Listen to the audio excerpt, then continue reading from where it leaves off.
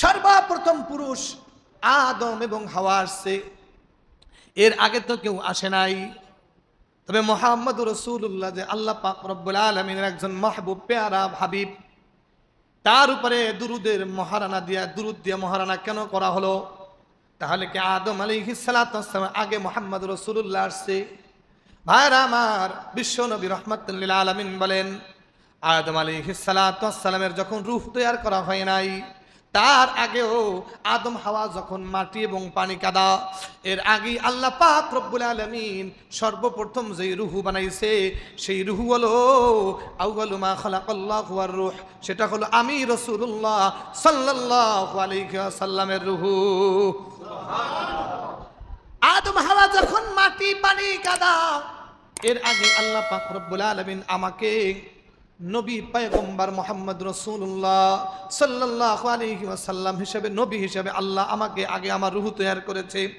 এমনকি তাই নয়, তামাম পৃথিবীতে যত পয়গম্বর আগমন করবে, সব পয়গম্বরকে একত্রিত করে রূহুর জগতে তাদেরকে বলা হয়েছে, এই তোমরা শোনো, ইব্রাহিম তুমি হবা আমার খলিলুল্লাহ, মূসা হবা কালিমুল্লাহ, ঈসা হবা রূহুল্লাহ।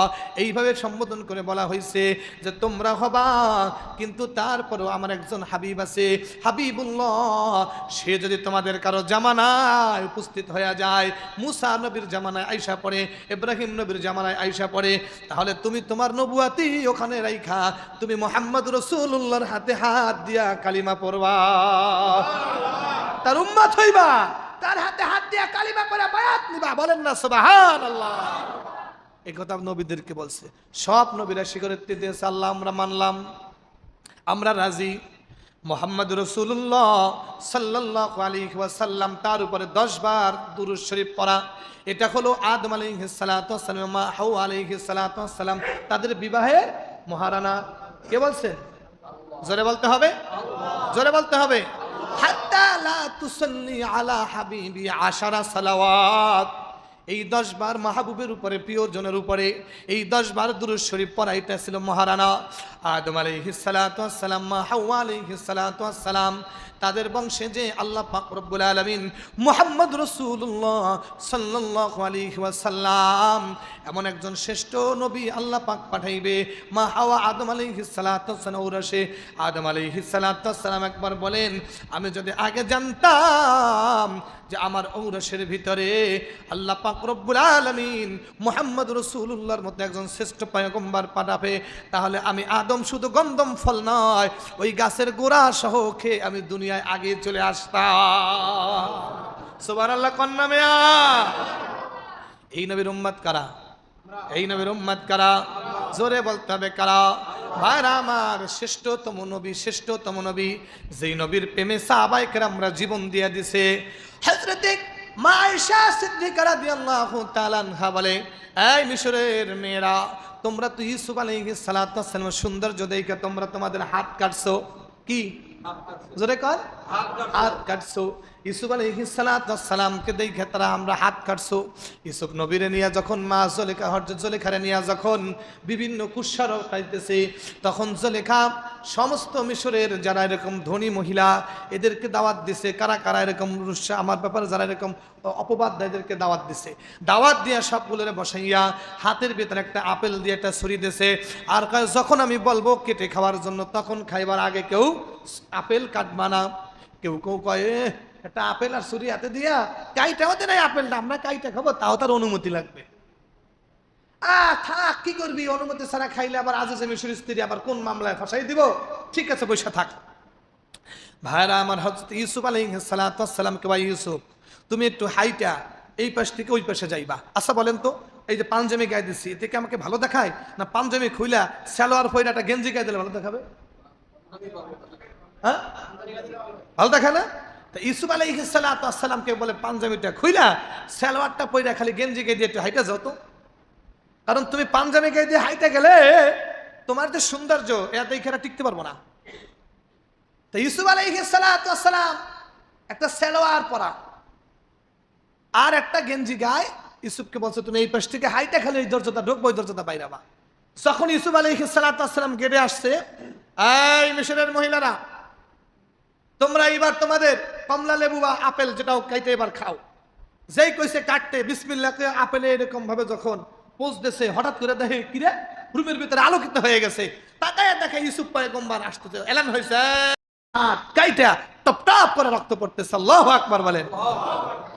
কিন্তু মা আয়েশা কয়, আমার হাবিবকে আল্লাহ পাক রব্বুল আলামিন তামাম পৃথিবীর সর্বোচ্চ সুষ্ঠ সুন্দর দিয়ে বানাইছে।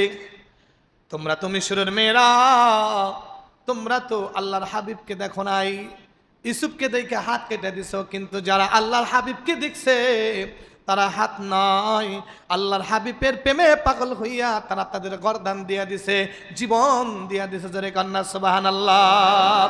রহমতে আলম নবী, নবী দো জাহান, রহমতে আলম নবী, নবী দো জাহান, সাহাবীরা নবীর প্রেমে হইল কুরবান, সাহাবীরা নবীর প্রেমে হইল কুরবান।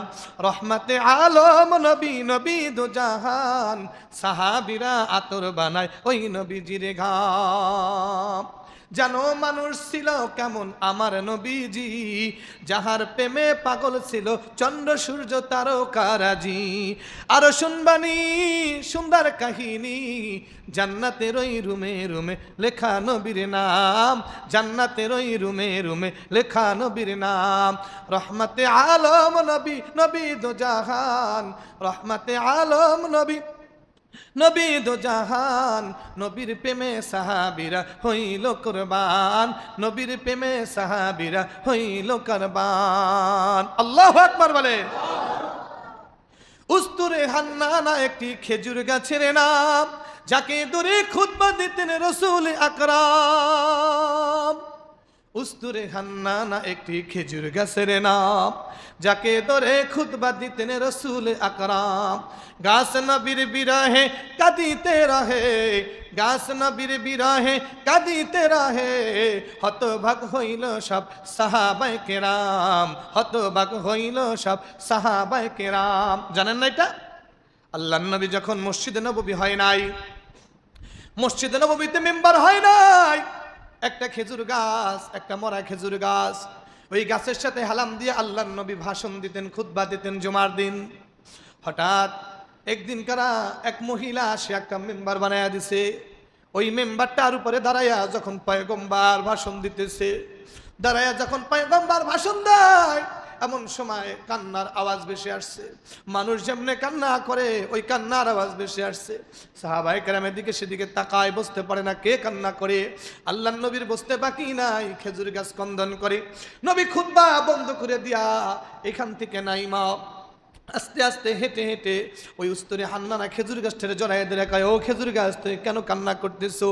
বুঝেছি খেজুর গাছের জবান খুলে গেছে। নবীজি আপনি আমার কাছে দাঁড়াইয়া হেলাম দিয়া খুতবা দিতেন, আপনি আমার কাছ থেকে চলে গেছেন বিরহ ব্যথায় কান্দি।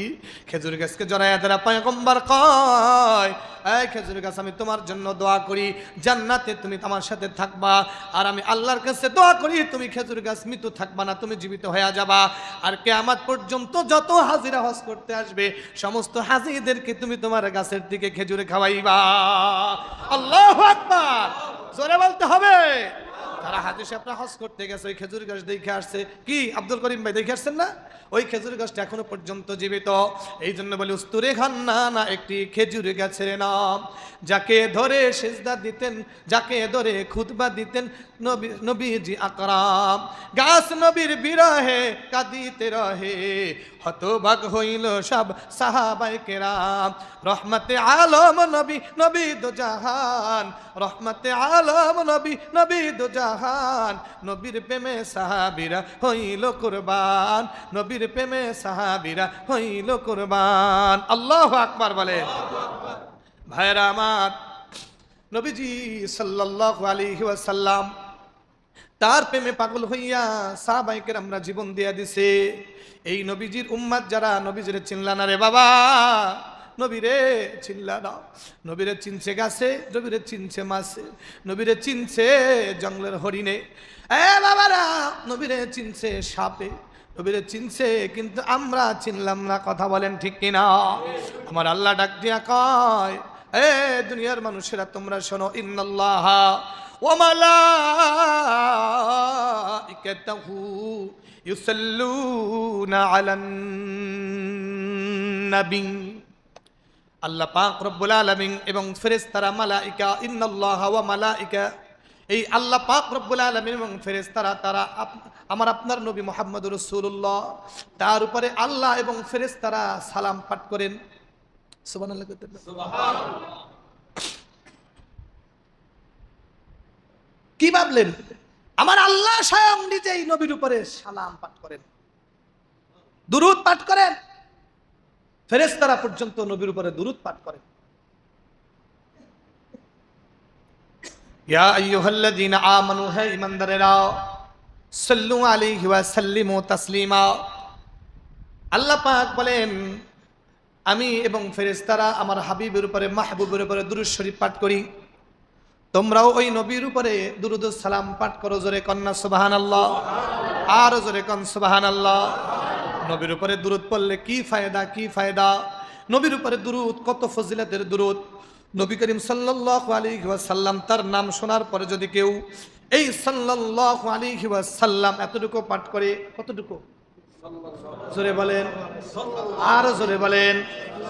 আল্লাহ পাক রব্বুল আলামিন সঙ্গে সঙ্গে তার 10টা গুনাহ মাফ করে দেয়। আমার আল্লাহ আমলনামায় 10টা নেকি লিপিবদ্ধ করে দেয় এবং আমার আল্লাহ তার মর্যাদা 10 গুণ বাড়ায়া দেয়। এই জন্য রাসূল সাল্লাল্লাহু আলাইহি ওয়াসাল্লাম বলেন, ক্বালা রাসূলুল্লাহ সাল্লাল্লাহু আলাইহি ওয়াসাল্লাম, মান সাল্লা আলাইয়া ওয়াহিদান সাল্লাল্লাহু আলাইহি আশরা। যে আমি পয়গম্বর উপরে একবার দুরূদ শরীফ পড়বে, কয়বার? আমার আল্লাহ তার উপর 10টা রহমত বর্ষণ করে, 10টা গুনাহ মাফ করে, 10 গুণ মর্যাদা বাড়ায়া দেয়। ভাইরা আমার, আমরা অনেকে মুসিবতে পড়ে যাই। সন্তানকে বিবাহ দেব, মেয়ের বিবাহ করাবো, বিভিন্ন পেরেশানিতে থাকি। ব্যবসায় উন্নতি নাই, বিভিন্ন পেরেশানিতে থাকি। রাস্তাঘাটে গাড়ি পাইতেছি না, পেরেশানিতে থাকি। জ্যামজটে পড়ে গেছি, সময় মতো পৌঁছাইতে পারবো কিনা, বিভিন্ন পেরেশানিতে থাকি। এই সময় যদি কেউ 100 বার দুরূদ শরীফ পাঠ করে, কতবার? আর যদি আল্লাহর কাছে বলে, আল্লাহ কোন গুনার কারণে আমার মেয়ের বিবাহ হইতেছে না আমি জানি না, এই আমি 100 বার দুরূদ শরীফ পাঠ করলাম, আমার এই গুনার তুমি মাফ করে দাও, মাফ করে দিয়ে আমার মেয়ের বিবাহের ব্যবস্থা করে দাও। এই দোয়া যদি কেউ করতে পারে একইনের সাথে, আমার আল্লাহ প্রত্যেকবার দুরূদের কারণে এইরকম 10টা করে এরকম গুনাহ মাফ করতে থাকে। এইভাবে যদি কেউ দোয়া করে, আল্লাহ তাআলা তার দোয়া কবুল করে তার মেয়ের বিবাহের ব্যবস্থা করে দিবে। আবার মেয়েও সুস্থ, ছেলেও সুস্থ। যদি কেউ 100 বার দুরূদ শরীফ পাঠ করে আল্লাহর কাছে হাত তুলে দোয়া করে, আল্লাহ আমি 100 বার দুরূদ শরীফ পাঠ করলাম, মালিক তোমার বন্ধু বলছে দুরূদ শরীফ পড়লে গুনাহ মাফ হয়। আমার কোন গুনার কারণে আমার ছোট্ট শিশু বাচ্চা অসুস্থ, কোন গুনার কারণে আমার মেয়েটাও সুস্থ, ছেলেটাও সুস্থ, আমার এই গুনাহটা তুমি মাফ করে দাও, আমার বাচ্চারে সুস্থ করে দাও। আল্লাহ দোয়া কবুল করে তার বাচ্চারে সুস্থ করে দিবে। আল্লাহ ব্যবসায় লস খাইতেছি, আল্লাহ কোন গুনার কারণে ব্যবসায় ধরা জানি না, এই যে 100 বার দুরূদ শরীফ পাঠ করলাম, ওই গুনাহটা আমার মাফ করে দিয়া আমার ব্যবসার ভিতরে তুমি বারাকাত দাও, আমাকে ব্যবসায় লসের থেকে লাভ অংশ আমাকে দাও। আল্লাহ দোয়া কবুল করবেন এবং তার ওই ব্যবসার লস শেষ হইয়া লভ্য অংশতে আগাইতে থাকবেন। জোরে কান সুবহানাল্লাহ। দুরূদ শরীফের ফজিলাত এত, ফজিলাত এত ফজিলাত। এই দুরূদ শরীফ যদি কেউ প্রতিদিন এরকম ভাবে সকাল সন্ধ্যা পাঠ করে, মহব্বত আর ভালোবাসা নিয়ে 1 বার নয় 2 বার নয়, যদি কেউ দৈনিক ভাবে এরকম 11 বার দুরূদ শরীফ পাঠ করে, কতবার? আরো জোরে বলতে হবে। দুরূদ শরীফ আপনি কি মনে করছেন সাধারণ কোনো বিষয় নয়। দুরূদ শরীফ অনেক বড় ফজিলাত এবং দুরূদ শরীফ আল্লাহর কাছে বড় মর্যাদাশীল একটা আমল। যেই আমলের শুরুতে দুরূদ নাই, শেষে দুরূদ নাই, ওই দোয়া আল্লাহর কাছে কবুল হয় না। এজন্য আমরা যখন মুনাজাতে হাত তুলি না, মুনাজাতে হাত তোলার সময় কি বলি? আলহামদুলিল্লাহি রাব্বিল আলামিন, সর্বপ্রথম প্রশংসা কার? আল্লাহ। ওয়াসসালাতু ওয়াসসালামু আলা সাইয়্যিদিল আম্বিয়া ওয়াল মুরসালিন। আমি সালাম পেশ করলাম সাইয়্যিদুল আম্বিয়া মুহাম্মদুর রাসূলুল্লাহ, মুরসালিন ইমামুল মুরসালিন, তার উপরে দুরূদ শরীফ পাঠ করলাম, তারপরে আমি সালাম পেশ করলাম। এরপরে বলতে থেকে আল্লাহ মাফ করো, এটা লাগবে এটা দাও, ওটা লাগবে ওটা দাও, ওটা লাগবে ওটা দাও। শেষে দিয়ে আবার কই সুবহানা রাব্বিকা রাব্বিল ইজ্জাতি আম্মা ইয়াসিফুন ওয়া সালামুন আলাল মুরসালিন। আমার সালাম, এই যে মুরসালিন কার নাম? কথা কন না কেন? সালাম এখানে হয়েছে নি? শেষে দুরূদ শরীফ হইল? অথচ বলি সাল্লাল্লাহু তাআলা আলা খায়রি খালকিহি ওয়া নূরি আরশিহি সাইয়্যিদিনা মুহাম্মাদি ওয়া আলা আলিহি ওয়া আসহাবিহি আজমাইন। দুরূদ শরীফ হইতেছে। এরপরে আমরা শেষ করি। আর যদি কোনো সময় এই কথা বলেও শেষ করি, মরণের কালে জবানে জারি করে দিও লা ইলাহা ইল্লাল্লাহু মুহাম্মাদুর রাসূলুল্লাহ। শেষ করলাম। এরপর কি কই? কথা কয় না, কি কই? বলেন কি বলেন না? দুরূদ শরীফ আসেনি নাই? ভাইরা আমার, যে কথা বলতেছিলাম, দুরূদ শরীফ যেই আমলের শুরুতে আছে, যেই আমলের শেষে আছে, আবার আল্লাহর কাছে ওই দোয়া কবুল হয়, মাঝখানে কোনো জামজট হয় না, ডাইরেক্ট কবুল হয়ে যায়। দুরূদ শরীফ ছাড়া যে দোয়া করা হয়, ওই দোয়া আকাশে ঝুলা থাকে। ঝুলা থাকার পরে তারপরে আস্তে করে পরে যখন দুরূদ শরীফ পড়ে তখন ওঠে। এজন্য আমরা দোয়া করি, আমাদের দোয়া কবুল হয় না, দোয়ার শুরুতে দুরূদ নাই, শেষেও দুরূদ নাই। ভাইরা আমার, যদি কেউ দৈনিক 11 বার দুরূদ শরীফ পড়ে, কয়বার বলছিলাম? আরো জোরে বলেন। হয় নাই? কয়বার? 11 বার। আকাশ থেকে বৃষ্টি বর্ষণ হয়। কত ফুট বৃষ্টি হইল? কত ফুট ছোট হয়েছে, কত ফুট বড় হয়েছে, কয়টা শিলা পড়ছে, কোন এলাকায় কি পরিমাণ বৃষ্টি হয়েছে, কতটা ফুটার মাধ্যমে কয় টন পানি হয়েছে, সব হিসাব হযরতে মিকাইল আলাইহিস সালাতু ওয়াস সালামের কাছে আছে। বৃষ্টি যখন নামতে থাকে সব হিসাব মিকাইল আলাইহিস পাই টু পাই করে, ফেরেশতারা গোনে 1 2 3 4 5 6 7 8 9 10 কত ফুট বৃষ্টি পড়লো, সবগুলো আছে, ফেরেশতা আছে, ফেরেশতারা গোনে। এই হিসাব মিকাইল আলাইহিস সালাতু ওয়াস সালামের কাছে পেশ করা হয়। বলেন না সুবহানাল্লাহ। সুবহানাল্লাহ। ট্রাকের ভিতরে ইটা পড়ে, প্রত্যেকটা ইটা গোনে, সিরিয়াল দিয়ে গুন্না টান দিয়া 1 2 3 4 5 3000 হইতে 10টা বাকি আছে, তাড়াতাড়ি ভর। কথা কন ঠিক কিনা? আরো জোরে কন। এক লাইনে কতটা ইটা, কত হইলে কত কি হবে সব জানে। এইভাবে ফেরেশতারা হিসাব করে। হযরত মিকাইল আলাইহিস সালাতু ওয়াস সালাম বলেন, যদি কেউ আল্লাহর নবীর উপরে দুরূদ পড়তে পড়তে 10 বার পড়ছে, কয়বার? 10 বারের পরে যখন 11 বার কেউ পাঠ করে, বলে তার উপরে এত বেশি আল্লাহ পাক রব্বুল আলামিন রহমত বর্ষণ করে। আমি মিকাইলের কাছে বৃষ্টির হিসাব আছে, সব হিসাব আছে, কিন্তু তার উপরে এত পরিমাণ রহমত বর্ষণ করে আমি মিকাইল ফেরেশতাও হিসাব মিলাইতে পারি না। হারফে খাত আমলে সাল্লু মুদাম আশিকে দোজখ শাওয়াতিয়া বারহারাম। আল্লাহ নবীর উপরে আশিক হইয়া কেউ দুরূদ শরীফ পাঠ করে, দুনিয়ার আগুন তো দূরের কথা, আমার আল্লাহ তাআলা জাহান্নামের আগুন তার জন্য হারাম করে দিবে। জুমার দিন তো সামনে আলোচনা আগাইতে পারতেছি না, এখানেই রাখতে হবে। আর একটা কথা আপনাদেরকে বলে দেই, কথাটা আসছে যেহেতু, জুমার দিন নামাজ শেষ কইরা সুন্নাত বাদাল জুম্মা সুন্নাত নামাজ না পড়া দৌড় দেই। পাবলার জুমা যাও সময় দেই পরে, কিন্তু বাদাল জুমাটা পড়তে চায় না। কথা কন ঠিক কিনা? একদিন আসছেন মসজিদে, হ্যাঁ হয়তো বা অন্য মসজিদে আপনি 5 ওয়াক্ত পড়েন, কিন্তু আজকে অফিস বন্ধ থাকে এখানে পড়েন। আবার অনেকে শুধু জুমাটাই পড়েন, শুধু ফরজ এটা পড়েই দৌড় দেন কেন? সুন্নাত যদি না থাকে আপনার আমল নামায়, ফরজের ঘাটতি কি করে পূরণ করবেন? নবীর আশিক যারা, নবীর প্রেমিক যারা, চিন্তা করেন গাছ নবীর বিরহ কামতা করতে থাকে, আর আপনি জুমার দিন মসজিদে আসছেন, নামাজ শেষ কইরা একটু 4 রাকাত বাদাল জুমার সুন্নাত নামাজ পড়বেন, কপালটা কত পরিমাণ পড়ছে যে একেবারে মোনাজাতও আপনার শরীক হয় না। মোনাজাতে শরীক না হন অসুবিধা নাই, বাদাল জুমাটা পড়ে তো যাবেন। কথা কন ঠিক কিনা? আরো জোরে বলেন। আর মোনাজাতে শরীক হবেন না কেন আপনি? এই যে একটা সপ্তাহ পরে আসছেন, যদি আজকে এই যারা দোয়া করতেছে কারো এক ফোঁটা চোখের পানি জমিনে পড়ার পরে দোয়া কবুল হয়ে যায়, তাহলে আপনার জিন্দেগির গুনাহও মাফ হয়ে যাবে, কারণ আপনি তাদের সাথে একসাথে শামিল। আর দোয়া মুখলুল ইবাদা, ইবাদতের মগজ হলো দোয়া। আপনার ইবাদতের কত ভুল ত্রুটি আছে, ইস্তেগফার করেন, আল্লাহর কাছে দোয়া করে, আল্লাহ যেমনি তোমার ইবাদত করার দরকার ছিল করতে পারি নাই, সিজদা যেভাবে দেওয়ার দরকার ছিল দিতে পারি নাই, তুমি আমাকে মাফ করে দাও। এইভাবে দোয়া করলে কি কোনো অসুবিধা আছে? হ্যাঁ। আর ছোট ছোট বাচ্চা যারা, এদের কি কাজ আছে? এই বাচ্চাগুলো দেখি নামাজ শেষ হইলে আগে এরা দৌড় দেয়। আপনি যদি আগে চলে যাবেন, তা সামনের কাতারে এসে বসার দরকার ছিল কি আপনার?